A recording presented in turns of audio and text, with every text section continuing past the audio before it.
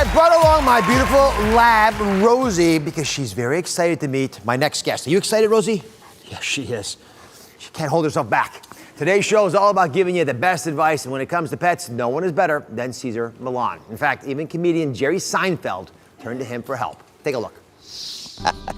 I told you I have these two little dogs. Yes? And I'm having a little problem. You said you're gonna help me. What's the problem? Problem is, one of the dogs intensely dislikes me. She'll let me near her if she's with someone that she feels safe with. Right. But she also doesn't like any other adult males either. So she won't like me either. Well, I don't know if you're that much of an adult. Come on out, Cesar Millan. Come meet Rosie.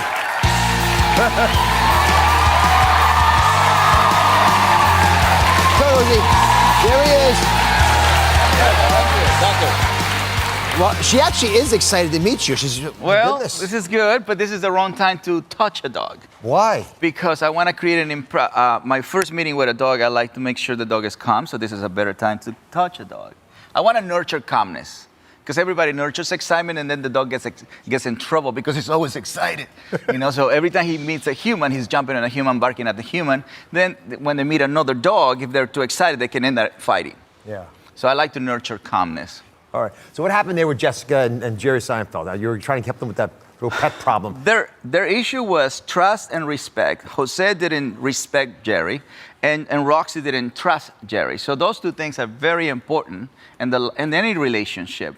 And so what Jerry wanted me to help him is with how do I make sure that Roxy is not afraid of me? So in a way, he's telling me, how do I gain the trust of Roxy? That's why I say I train people, rehabilitate dogs. So Jerry was unfortunately not well loved by his pet, in his own words. My problem with Rosie loves me, but Rosie will not follow directions. And the one big pet peeve I have with my wife, because you manage people as well as their pets, is she wants me to walk Rosie outside every evening so that Rosie goes to the bathroom. Yeah. And Rosie does not want to go to the bathroom at night. I just want some advice from you. Am I right for the first time with my wife? Can I let the dog stay inside? I don't want to get in trouble, doctor. Oh, please. You're managing people, you said. Yes, okay, you're right.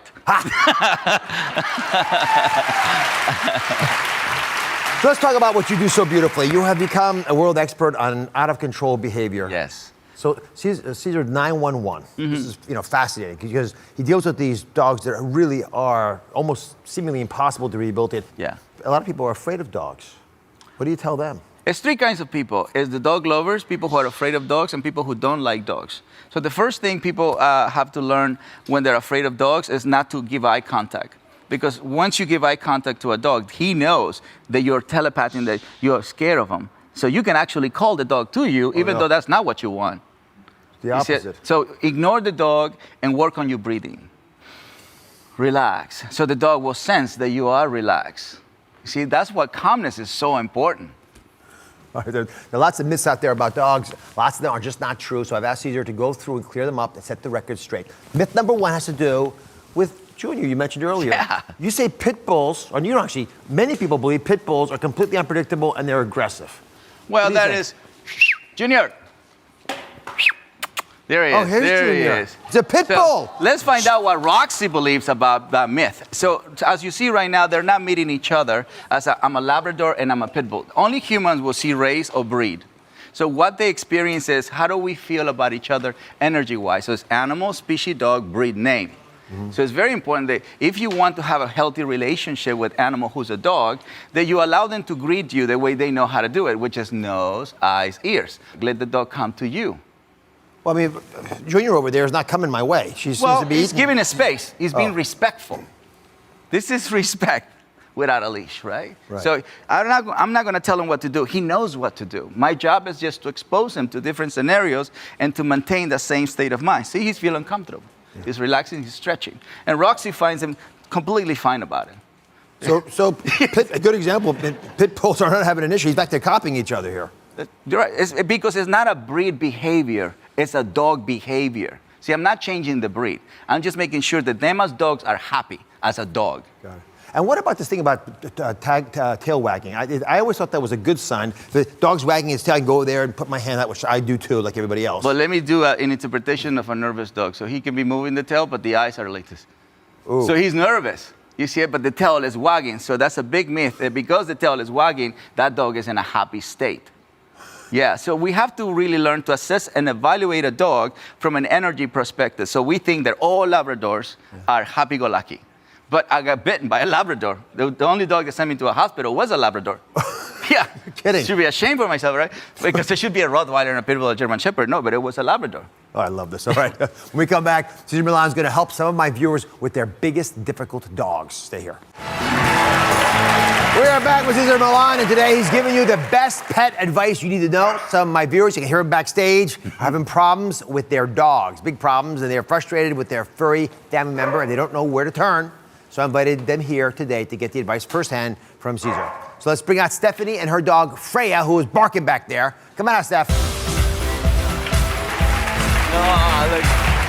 See, this is a perfect dog. Not to do no touch, no talk, no eye contact. How are you? Hi, good. No, why no touch, no dog? Well, this is a perfect example of an excited, anxious dog. So if you start petting this dog, you're just gonna keep him in that state of mind. As you see, he has a muzzle. So a lot of times people, just because he's wearing the muzzle, nobody's gonna touch the dog. But in reality, the dog is just in an excited state of mind. Steph, what's your question?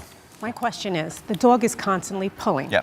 Pulling, and then also as I run in the mornings and people pass me, she wants to pull towards them and jump up on them. Yes, and with I the have that muzzle on, problem, right? too. With the muzzle on. Which it because- makes it really scary for people. Yeah. Okay. I'm And I scared just want already. to know if it's harmful for her when I keep jerking her back. That's right. Just So in case. here's a perfect example of a dog that has a leash all the way in the bottom or choke chain all the way in the bottom. Let's just change the leash from the bottom to the top and just create a different approach to the situation, and we're going to calm the mind down. It's going to be easier for the human to walk a dog. This is how people in dog shows walk a dog. Leashes all the way in the top, and when they pull up gently. Not so much tension. So there we go. Now, power pose. Let's walk a little bit, calmly. Don't focus on the crowd. There we go, relax. See, it changes the way the dog, there we go. See And that sorry, hand? what's the benefit of pulling up? Why does it matter? Well, it stops the brain from getting excited. Oh, because dogs are following Yeah, their noses. Relax. That's right. There you go. See, as you see, it's kind of challenging for her to be in a calm state. As you see the way she's walking kind of stiff, right? So she's not really calm yet. She's quiet, not calm. So this is relaxed. There you go. Now, I understand. Is your husband a police officer? We're both. You're both. We're both. So this is sort of paradoxical. You're used to training people to calm down when they're in an agitated state, Yes. and you can't do that with your own dog. Yes. So explain that, Cesar. Why is that? Because we can't use human psychology on a dog. It's actually much more simpler to address ourselves to a dog. It's just about how I feel and then project that energy to the dog. That's better. See, we have to learn to and then you Until correct then, that. how do you correct that? Well, as you disagree just with the touch up and then relax. Up there and then relax. So that you're disagreeing with that. That's just an excited state. Yeah. This is not an aggressive state.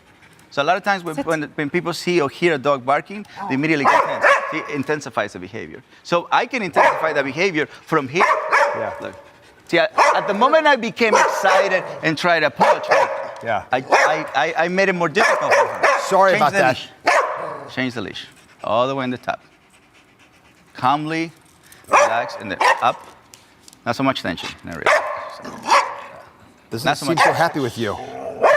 We can get you bitten live on stage right now. People get embarrassed. Yeah. People get embarrassed, and so that energy goes through the leash. So you imagine you're very nervous and you're about to operate or touch. Are you nervous, Stephanie? A little bit, Yes. Absolutely. So the dog interprets this environment as a place that is negative to them. So the dog goes into protective mode. All right. Well, I know That approach. you have a little work to do. I hope Yeah. it's somewhat I do. helpful. And Absolutely. thanks for doing what you do. Thank you very much. Yeah. Thank you. Thank you. Let me bring out Jane. Relax. There we go. Oh my goodness. Let me bring out Jane and her dog, Gracie May. Come on out.